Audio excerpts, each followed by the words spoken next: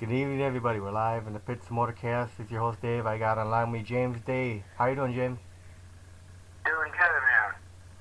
Now, James, how many different cars? I know you drive the Peddler, the Nostalgia Funny car. What else you drive?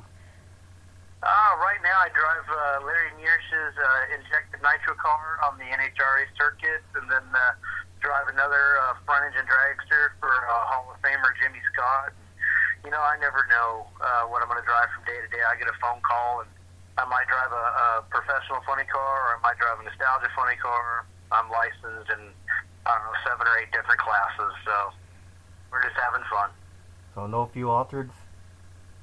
No, I haven't done the fuel altered thing yet. There's been some things on the table, and I'm sure I'll get to drive one here pretty soon. I'm a huge fan of the class, and that's where the real men are. The short wheelbase fuel alters are always the nastiest things to drive, and I'd sure like to try to tame one. Yeah, and then I know that Bakersfield, you guys just lost a fuel altered driver. Yeah, that was a real sad deal. You know, you never know what's around the corner every time you step on the gas pedal in one of these cars, and we all know the risks that we take, and you know, it's always a shame to lose a brother. Were you at that Hot Rod Classic? Yeah, I was driving Gary Turner's car. Yeah. So, when did you first get into drag racing? I was born into the sport. My dad, Richard Day, drove funny cars from 1968 to 1986, where he was partners with Chuck and Del Worsham. And Del Worsham's a 2-time world champion now, and one championship in funny car and one in Top Fuel. So I grew up in the sport, and right out of high school was a full-time crew member for Jerry Densham, and bounced around through some other pro cars as a crew guy, and then started driving in 2000. So who are some of your biggest influences? Oh, you know, obviously Chuck and Del Worsham. You know, my biggest heroes are Dale Poldy, who I got to drive for, Ed McCullough, he's been a mentor, and I'm, you know, just so lucky to have guys like that stand behind me and you know, help me through anything and everything, and put my name out there and spread the word about me, and trying to get me into, you know, back in the professional ranks, or into another nostalgia car. So you know, a lot of great drivers, and it's been an honor to call them friends now. Now, when you started drag racing, was your dad involved with you? No, not so much. You know, I went out on the road, you know, as a crew guy right out of high school, and then when I started driving stuff, you know, it was I kind of had to go anywhere and everywhere in the country, so I was kind of a wanderer there for a while. You know, I was driving a car that was based out of Texas, and then I'd be driving another car based out of Ohio, so a lot of bouncing around. But they've always been supportive, both mom and dad, and you know, they had my back through the whole thing, and it's been a great ride, man. So how about nowadays? Your fiance involved? Yes, Eileen Stafford. She drives the 7.0 Pro Killer Crowder car, and then she also drives a Nostalgia Eliminator 1 car for the Valley Head Service guys, Larry Ofria. So, you know, she's been over 200 miles an hour, and it's been a blast to watch her race, and try to help her as much as I can, and it'd be really cool to see her move up a few classes and, you know, get into the alcohol ranks in the NHRA series, or, you know, wherever she can take it. That's cool. Yeah. So the Peddler Nostalgia Funny car, how long has that one been around? You know, Gary Turner started that car pretty much during the conception of the Nostalgia Funny car deal. I want to say that was 2005, and he jumped on in that class and had another driver driving the car for a while, and then when I drove Dale Polsey's War Eagle Nostalgia Funny car when he was sick, and when he got better, I had to jump back out of that seat, and Gary's ride became it. And and so that would be 2011. So do you know if there's any meaning behind the name the Peddler? Well, yeah, Gary Turner started the bicycle company, GT Bicycles, and that was from him and his son Craig. And obviously GT Bikes was the biggest in the world, especially in the BMX market for the longest time. And, so the Peddler stands for peddling bicycles, so Gary really is an icon in the bicycle industry. And they're back selling bicycles again and making bicycles under Gary Turner BMX now. And it's really awesome to see it because the BMX shop is based right in the race car shop, so we go back and forth with the boys over there. And we get to see all the heroes from the old days of the BMX. They come over and goof off with the race car, and we come over there and goof off with them. So it's been great, man. So do you have any sponsors for any of your cars? Absolutely. We have Clean Boost Oil, who's been a long-time supporter of me, and now Gary Turner, Dart and Sleeves, Black Fly Sunglasses, Nicky Thompson Tires. There's just the list goes on and on of people that have helped us so much through the years. CP Carrillo, just a huge, endless list, and can't be thankful enough for all the people and all their ongoing support of James State Motorsports and Gary Turner Racing, and Larry Mears and Jimmy Scott, and all the cars that I've driven over the years. Like I said, I've driven as many as 6 cars in a season, and I'm so thankful for all that I've got to do for winning the big races and being a professional driver, and all the friends and all the fans. Man, it's been great. Now, how did the 2017 season go for you? We did pretty well in Larry Mears' A-Field dragster. We won a couple of rounds. Didn't get to race that much just because it's so expensive to run that car in this class. But, Gary Turner and the Peddler, we struggled a little bit, and I think we're going to turn that around here in the next season. And we actually went really well in Jimmy Scott's front motored car. We actually won quite a few rounds. So, there's always a lot of highs and a lot of lows, but for the most part, man, we're doing good. Now, for you, do you have a preference between the funny car or dragster, or do you like them both same? I'm just, I guess I'm just thankful that I get to drive it all anymore. More and more people are paying to drive race cars, and I don't have the funding to do that. So I'm just thankful that I get to drive the cars that I get to drive and the friends that I've got out there. I love the funny cars. My dad drove funny cars for 30 years, but the dragster stuff is definitely awesome. It's a whole nother driving style, and your surroundings and what you can see and everything is so different. The dragster, you can see everything, especially the back motored cars. You can really see. It's like sitting in front of a big screen television. Where the funny car, you're enclosed in that body, you really can't see, so your vision's really limited, and you're getting hit in the face with clutch dust and everything that's going on in the case you have fires or whatever. It gets pretty exciting really fast in the funny car. But the dragster, when you're out there in the open like that, and the thing's at speed, man, it really feels fast because you can see everything, all the fans, all your surroundings. It's a wild ride. So what was it like getting in the funny car for the first time when the chassis got put down on you? It's funny, as a kid, my dad had me do laps in my head over and over. And so, before I go to sleep at night. So, I got to make a lot of laps mentally, and that's really the biggest thing is being mentally prepared. So, the first time I actually got to sit into a funny car and they started it up and lowered the body over me, it was like I was home already, and everything kind of came natural. So, really been fortunate, to have the mentoring of my dad and all the other professional drivers out there, Gary Stelzy and Ron Capps. Ron Capps still helps me out a bunch. I can go, list goes on and on. Del Worsham, obviously, the brother to me.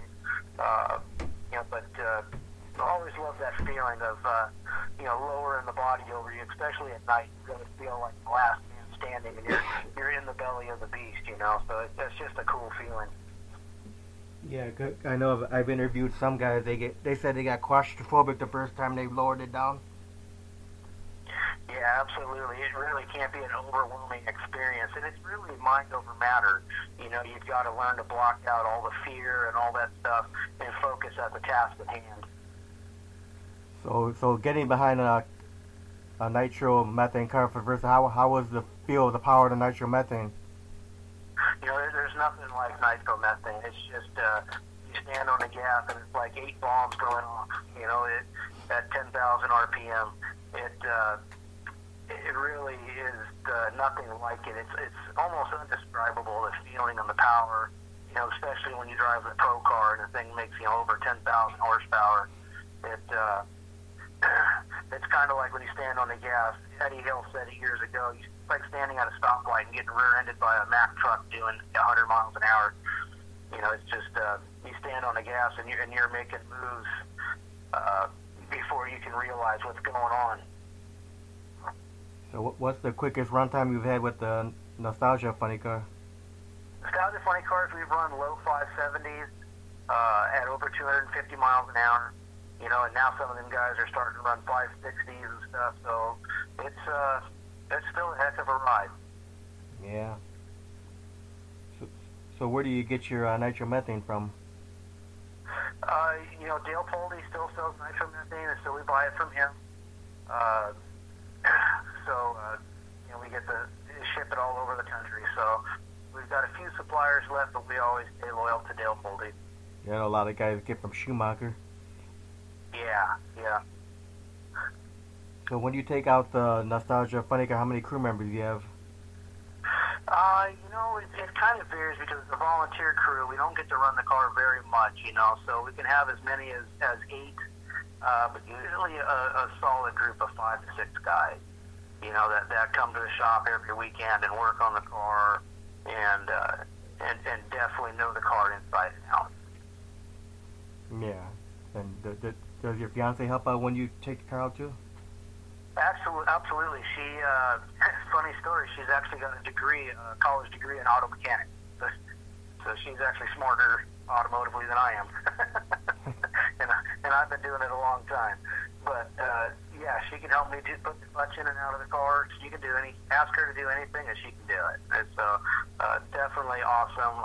It makes it fun because you can laugh and joke and she knows what I'm talking about, and I can understand what she's talking about, and so it makes it a lot of fun.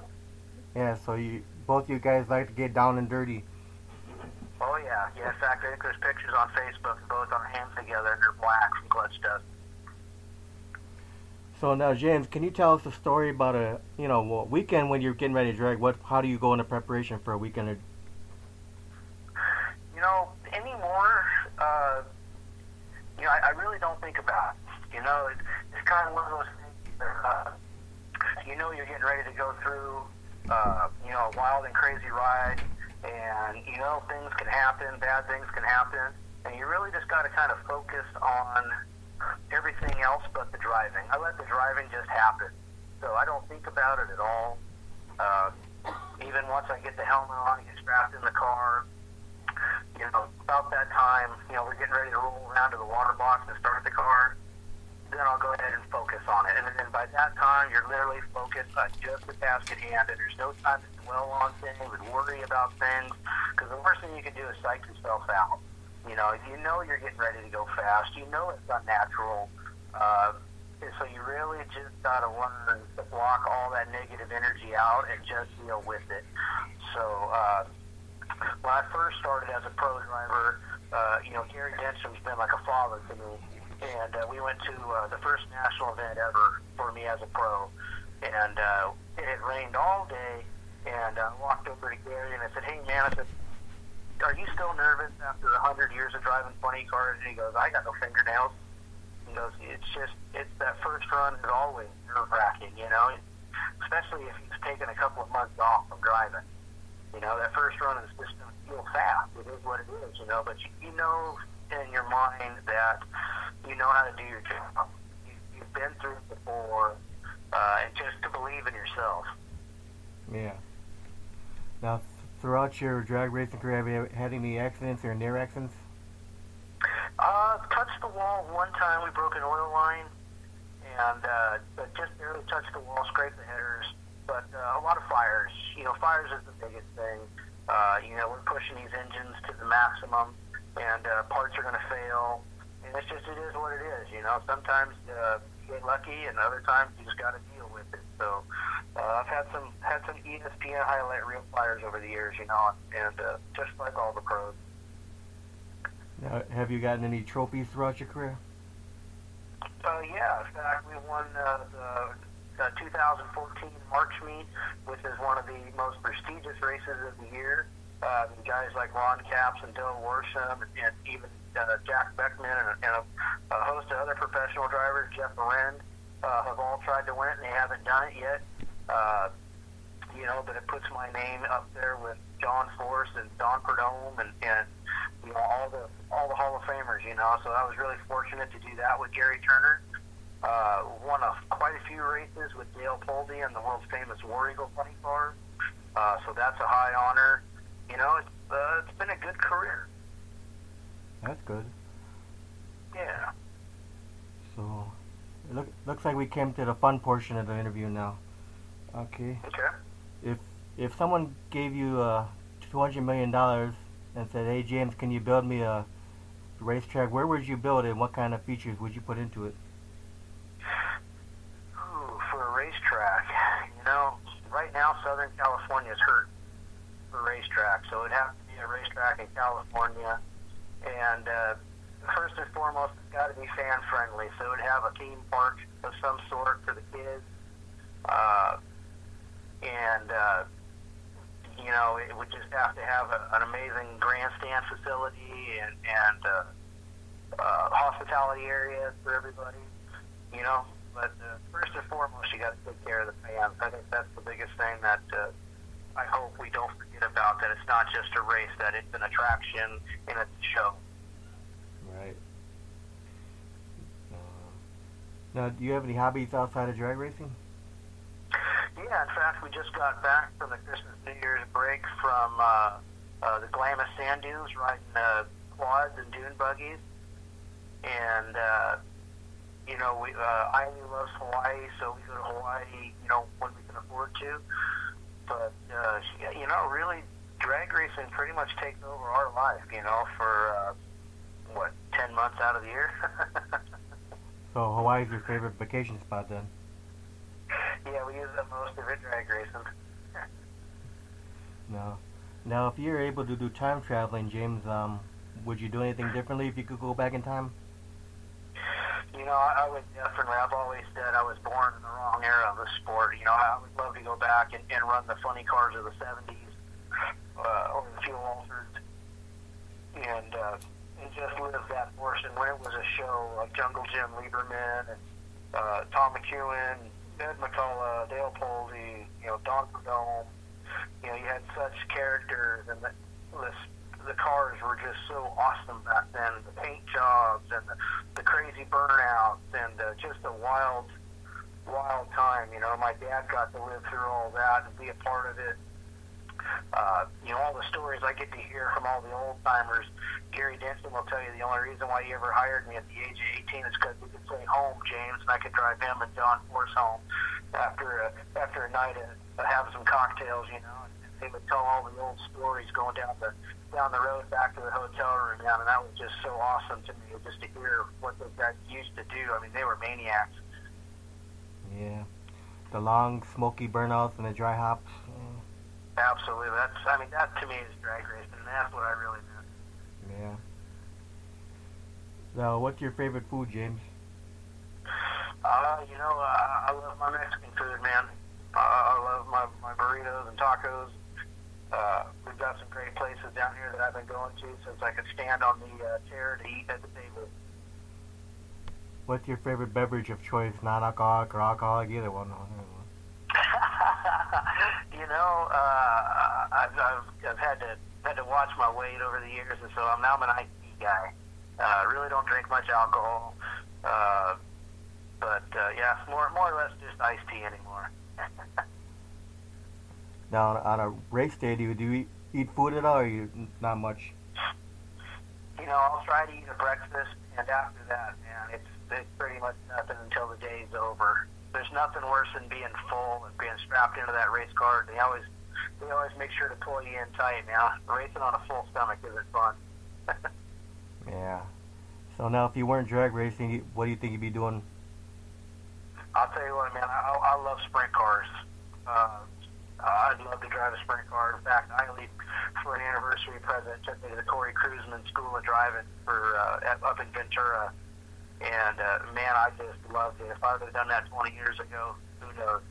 That might be Slides and Sideways with Steve Kinzer and Sammy Swindell. Now, what's been the fondest memory of your drag race career? You know, honestly, getting the admiration of all my heroes. You know, like I said, I can't thank Dale Foldy enough for everything that he's done for me over the years. You know, arguably, he's the greatest funny car driver of all time, and same with Ed McCullough.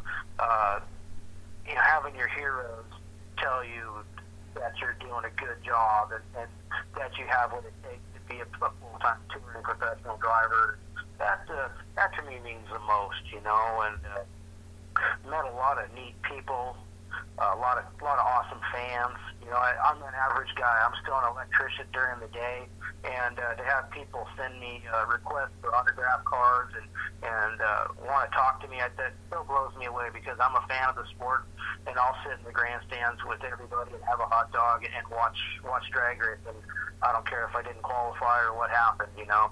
I still love the sport, you know, and I love the people that drag racing brings in. And like I always say, that's the best thing about drag racing, because you always get access to the pits, unlike the NASCAR, you know.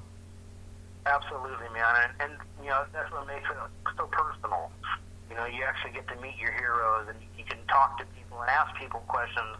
And you know, I love meeting and telling kids that, hey, man, if you put your mind to it, you can do anything you want with your life. If you want to be a race car driver or an astronaut or a firefighter or whatever it is, man, you know, if you work at something hard enough, you really can make it. I did it. Yeah, that's why it's good to see a lot of those junior dragsters out there now. Oh, absolutely. You know, it teaches people a skill, and you know, if nothing else, you're out there doing something with the family, and that family is so important. So you got one son? One son, yeah, Nathan, and he's my whole world. Does he like drag racing? You know, he hasn't really shown a huge interest in it, which is fine by me. You know, if he wants to be a soccer player, or, you know, if he wants to play video games, I'll support him in whatever he wants to do. Now, do you have any things scheduled so far for the 2018? It looks like I'm going to drive Larry Mears's A-Fuel car at the Winter Nationals, and then we'll just have to kind of see where it goes from there. But you know, it's one of those things where I'm a hired driver, so you got a lot of people that are willing to pay to drive race cars, and I understand it costs a lot of money to run these cars. So, you know, it's you got to deal with it. I'm thankful for all the stuff that I've got to do, and hopefully more stuff comes along. But if not, it's been a great ride. Do you ever think you'd get your own funny car? You know, it costs so much money now. I watch, you know, what these guys are spending, and it's mind blowing. Even in the nostalgia ranks, how much money it costs to run one of the cars. I doubt it. Yeah. So, well, I want to thank you for your time for the interview, James. Do you have any last words for all the fans that are listening? You know, you know, thank you for everything that you guys have done for me and being supportive of me. Really take care of yourselves, take care of your family, and make sure your kids know that they can be whatever they want in life and support them. Sounds good. Thank you for your time again, James. Happy New Thank you Year. so much. Happy New Year. Happy New Year. And good luck with the 2018 season. Oh, thank you so much. No problem. Have a good night. All right, take care. Bye-bye.